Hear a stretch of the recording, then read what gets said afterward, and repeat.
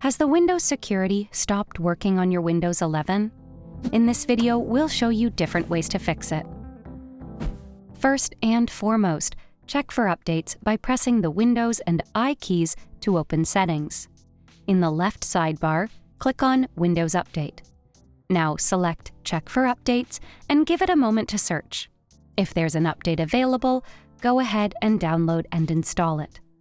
In case your system is already up to date, run an SFC and DISM scan. Press the Windows key plus S key and search for Command Prompt. Now select and click on the Run as Administrator option from the right pane. Type the following command and hit Enter. If the SFC tool doesn't do the trick, a DISM scan can identify and fix issues with your system image that might be causing problems. Press the Windows key and S key to open the Windows search menu and type in Command Prompt. Now select and click on the Run as Administrator option from the right pane. Type the following commands one by one and press Enter after each command.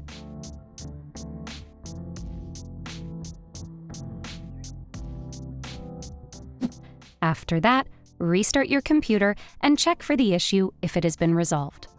If nothing works, then go ahead and reset your PC. Open Settings by pressing the Windows and I keys. Search for Reset this PC. Now click on Reset and follow the on-screen instructions. Your PC should reset in some time.